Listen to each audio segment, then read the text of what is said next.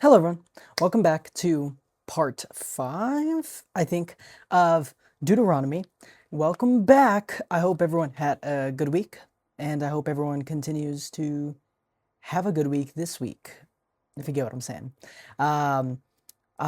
We are in part 20. We're not in part 21. We're in chapter 21, Deuteronomy 21:1. But yes, I hope all you guys had a blessed week. And if you need to pause, if you want to read with me, feel free to pause now. Yeah. Well, I guess now you're back if you've paused and found 21:1. So, hello again. But let's get right into it, shall we?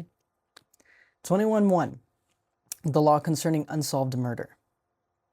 If anyone is found slain, lying in the field in the land which the Lord your God is giving you to possess, and it is not known who killed him, then your elders and your judges shall go out and measure the distance from the slain man to the surrounding cities, and it shall be that the elders of the city nearest to the slain man will take a heifer, which has not been worked, and which has not pulled with a yoke.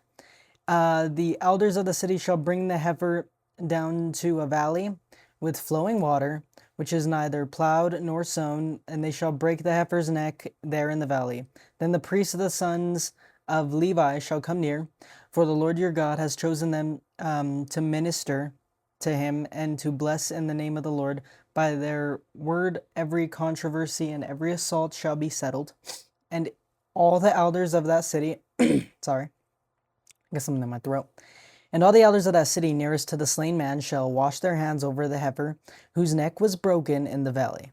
Then they shall answer and say, Our hands have not shed this blood,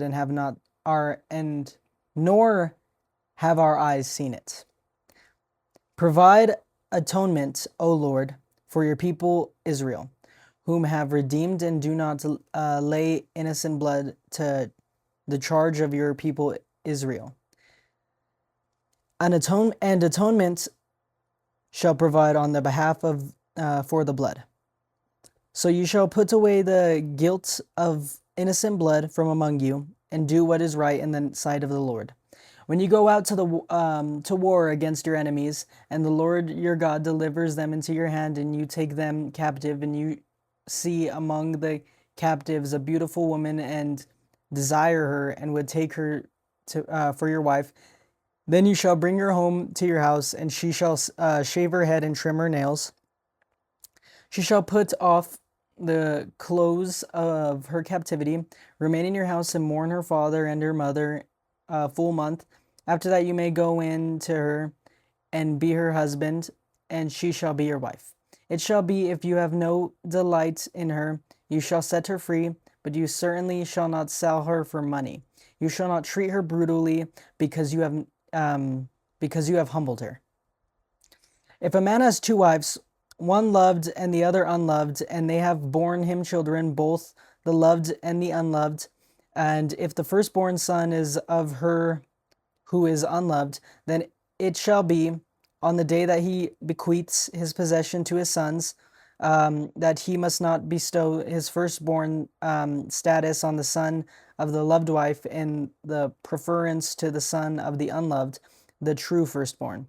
Then he shall acknowledge the son of the unloved wife as the firstborn by giving him a double portion of what he has, for he is the beginning of his strength. The right of the firstborn is his. If a man has a stubborn and rebellious son who will not obey the voice of his father or the voice of his mother, and who, when they have chastened him, will not heed them, then his father and his mother shall hold him and bring him out of the elders of the city to the gate of the city, and they shall say to the elders of the city, This son of ours is stubborn and rebellious. He will not obey our voice. He is a glutton and a drunkard. Then all the men of the city shall stone him to death with stones. So you shall put away the evil from among you, and all Israel shall hear and fear you. If a man has committed a sin deserving of death, and he is put to death, and you hang him on a tree, his body shall remain overnight on that tree, and you shall surely bury him that day. And do not defile the land which the Lord your God is giving you as an inheritance, for he who is hanged is accursed of God. You shall not see your brother's ox or his sheep going astray, and hide yourself from them. You shall certainly bring them back to your brother, and if your brother does not hear you, or you do not know him, you shall bring it to your own house, and it shall remain with you until your brother seeks it. Then you shall restore it to him. You shall do the same with his donkey. You shall also do with his garment, with any lost thing of your brother, which he has lost, and you have found. You shall do likewise. You must not hide yourself. You shall not see your brother's donkey or his ox fall down along the road and hide yourself from them. You shall surely help him lift them up again. You shall a woman shall not wear anything that pertains to a man, nor shall a man put on any woman's garment. For all who do so are an abomination to the Lord your God. If a bird nest happens to be before you along the way in any tree or on the ground, with young ones or eggs, with the mother sitting on the young or on the eggs, you shall not take the mother with the young. You shall surely let the mother go, and take the young for yourself, and it may be well with you, that you may prolong your days. You shall surely let the mother. When you build a new house, you shall make a parapet for your roof, and you shall not bring the guilt of bloodshed on your house. Household, if anyone falls from it. You shall not sow your vineyard with different kinds of seed, lest the yield of the seed which you have sown and the fruit of your vineyard be defiled. You shall not plow with an ox and a donkey together. You shall not wear a garment of different sorts, such as wool and linen mixed together. You shall make tassels on the four corners of the clothing which you cover yourselves. If any man takes a wife and goes into her and detests her, and charges her with shameful conduct, and brings a bad name on her, and says, I took this woman, and when I came to her, I found she was not a virgin. Then the father and the mother of the young woman shall take and bring out the evidence of the young woman's virginity to the elders of the city at the gate. And then the young woman's father shall say to the elders, I gave my daughter to this man as a wife, and he detests her. And he shall be charged with, and he has charged her with shameful conduct, saying, I found your daughter was not a virgin. Yet these are the evidences of my daughter's virginity, and they shall spread the cloth before the elders of the city. Then the elders of that city shall take that man and punish him. And they shall fine him 100 shekels of silver, and give them to the father of the young woman, because he has brought a bad name on a virgin of Israel. And she shall be his wife. He cannot divorce her all of his days. But if the thing is true, and evidences of virginity are not found for the young woman, they shall bring out the young woman to the door of her father's house, and the men of her city shall stone her to death with stones, because she has done a disgraceful thing in Israel, to play the harlot in her father's house. So you shall put away the evil from among you. If a man is found lying with a woman married to a husband, then both of them shall die, the man that lay with the woman, and the woman. So you shall put away the evil from Israel. If a young woman who is a virgin is betrothed to a husband, and a man finds her in a city and lies with her, then you shall bring them both out to the gate of that city, and you shall stone them to death with stones. The young woman, because she did not cry out in the city, and the man, because he has humbled his neighbor's wife. So you shall put away the evil from among you. But if a man has betrothed a young woman in courtside, and if a man forces her and lies with her, only the man who lay with her shall die.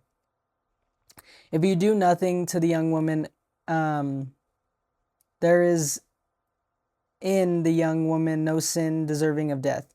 For just as the man rises against his neighbor and kills him, even so is this matter. For he found her in countryside and betrothed young woman cried out, and there was no one to save her.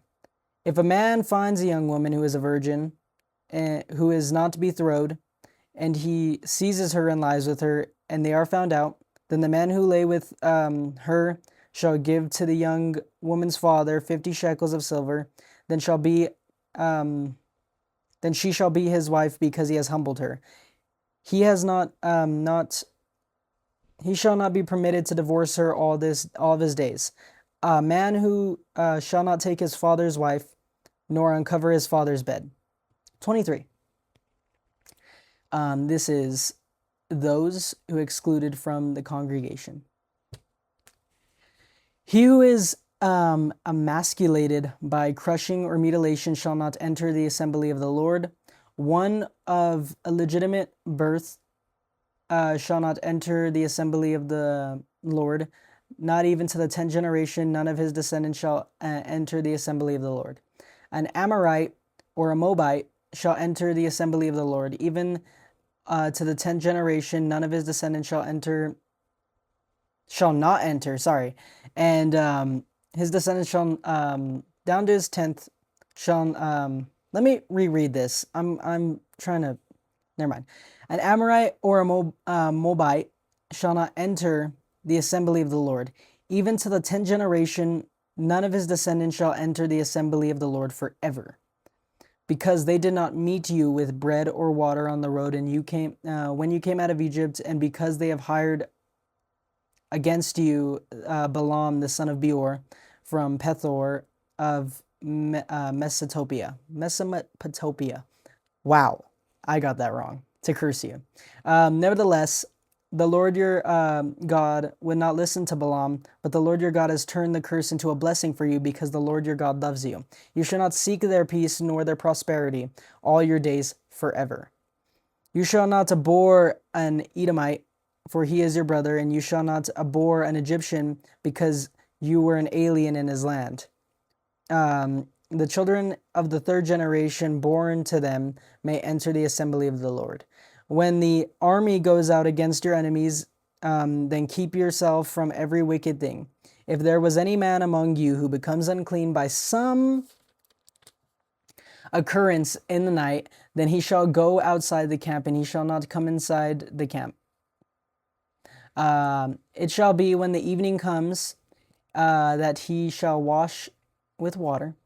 Then when the sun sets, he may come into camp. When you when you have a place outside the camp, also you shall have a place outside the camp that where you may go out. You shall have an implement among your equipment, and when you sit outside, you shall dig with it and turn and cover your refuse.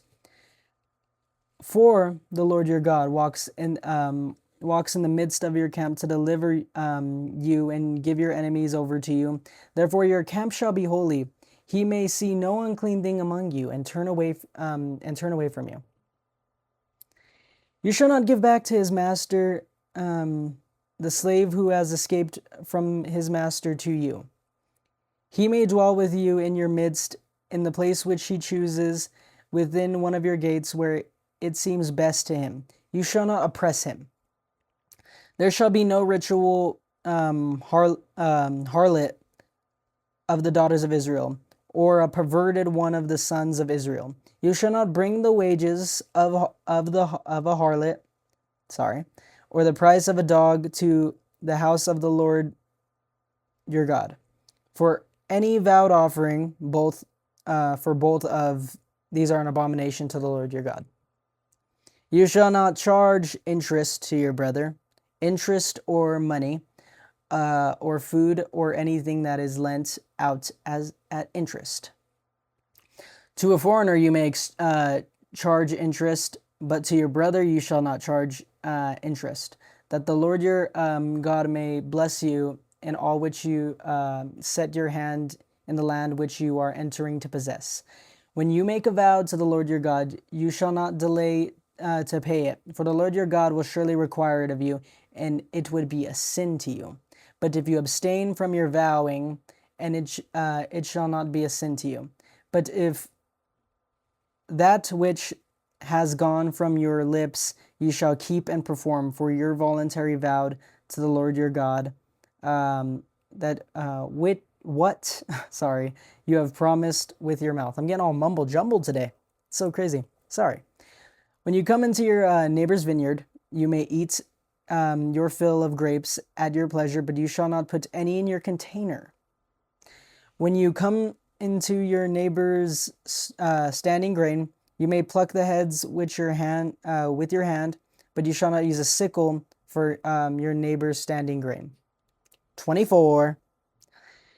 When a man takes a wife and marries her, and it happens that she finds no favor in his eyes because he has found some uncleanliness in her, that he writes her a certificate of divorce, puts it in her hand, and sends her out of his house. When he departs from his house and goes and becomes another, when she departs from his house and becomes another man's wife, if the latter husband detests her and writes her a certificate of divorce and puts it in her hand and sends her out of his house, or if the latter husband dies who took her as a wife, then her former husband who divorces her must not take her back to be his wife after she has been defiled. For it is an abomination before the Lord, and you shall not bring sin on the land which the Lord your God is giving you as an inheritance. When a man has taken a new wife, he shall not go out to war to be charged with any business. He shall be free at home 1 year, and bring happiness to his wife whom he has taken. No man shall take the lower or the upper milestone in pledge, for he takes one's living in pledge.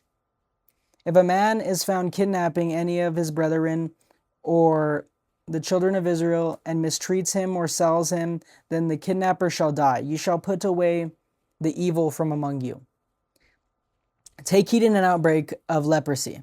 When you carefully observe and do accordingly to all the priests, the Levites shall teach you. Just as I command them, so you shall be careful to do. Remember what the Lord your God did to Miriam on the way when you came out of Egypt. When you lend your brother anything, you shall go into his house to get his pledge. You shall stand outside and bring the man whom you lend shall bring pledge out to you. And if a man is poor, and you shall not keep his pledge overnight. You shall in any case return the pledge to him again when the sun goes down, that he may sleep in his own garment and bless you. It shall be righteous to you before the Lord your God. You shall not oppress a hired servant who is poor and needy, whether one of your brethren or one of the aliens who is in your land within your gates. Give me 1 second. Doing a mic check real quick. Oh, yeah, that's good. Each day you give him his wages. You shall not let the sun go down on it, for he is poor and has set his heart on it, lest he cry out against you to the Lord. It be a sin to you, and it'll be a sin to you. Sorry. Fathers shall not be put to death for their children, nor shall children be put to death for their fathers. A person shall be put to death for his own sin. You shall not pervert justice, do the stranger or the fatherless, nor take a widow's garment as a pledge. You shall remember that you were a slave in Egypt, and the Lord your God redeemed you from there. Therefore I command you to do this thing. When you reap your harvest in your field, and forget a sheaf in the field, you shall not go back to get it. It shall be for the stranger, the fatherless, and the widow, that the Lord your God may bless you in all the work of your hands. When you beat your olive trees, you shall not go over the boughs again. I don't know that word. It shall be for a stranger, the fatherless, and the widow. When you gather the grapes of your vineyard, you shall not glean it afterward. It shall be for the stranger, the fatherless, and the widow. And you shall remember that you were a slave in the land of Egypt, therefore I command you to do this thing. 25. If there's a dispute between men, and they come out in court, that their judges may judge them, and they justify the righteousness and condemn the wicked, it shall be that if the wicked man deserves to be beaten, that the judge will cause him to lie down and be beaten in his presence according to his guilt, with a certain number of blows. 40 blows he may give him, and no more, lest he should exceed this and beat him with many blows above these, and your brother be humiliated in your sight. You shall not muzzle an ox with while it treads out the grain. If brothers dwell together, and one of them dies and has no son, and the widow of the dead man shall not be married to a stranger outside the family, her husband's brother shall go in to her, take her as his wife, and perform the duty of the husband's brother to her. Of a husband's brothers to her. And it shall be that the firstborn son which she bears will succeed the name of his dead brother, that his name may not be blotted out of Israel. But if a man does not want to take his brother's wife, lest his brother's wife go up to the gate to the elders and say, my husband's brother refuses to raise me up a name to his brother in Israel, he will not perform the duty of my husband's brother. The elders of the city shall call him and speak to him, and if he stands firm and says, I do not want to take her, then the brother's wife shall come to him in the presence of the elders, remove his sandal from his foot, spit in his face, and answer and say, so shall it be done to the man who will not build up his brother's house. For his name shall be called in Israel, the house of him who had his sandal removed. Oh, wait, sorry. I still have more. I don't know why. If two men fight together, and the wife of one draws near to rescue her husband from out of the hand of one attacking him, and puts out her hand and seizes him by the genitals, then you shall cut off her hand. Your eye shall not pity her. You shall not have in your bag different weights. You shall not have in your bag different weights, a heavy and a light. You shall not have in your house different measures, a large and a small. You shall have perfect and just weight. A perfect and just measure, that your days may be lengthened in the land which your Lord your God is giving to you. For all who do such things, all who behave unrighteously, are an abomination to the Lord your God. Remember what Almanac did to you on the way as you were coming out of Egypt, how he met you on the way and attacked your near ranks, all the stragglers at your rear, when you were tired and weary, and he did not fear God. Therefore it shall be, when the Lord your God has given you rest from your enemies all around, in the land which the Lord your God is giving you to possess as an inheritance, that you will blot out the remembrance of Amalek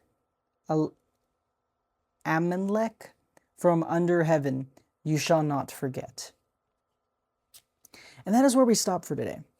But we got, a few pages left. So I think there's only going to be 2 more parts. I'm going to be honest with you.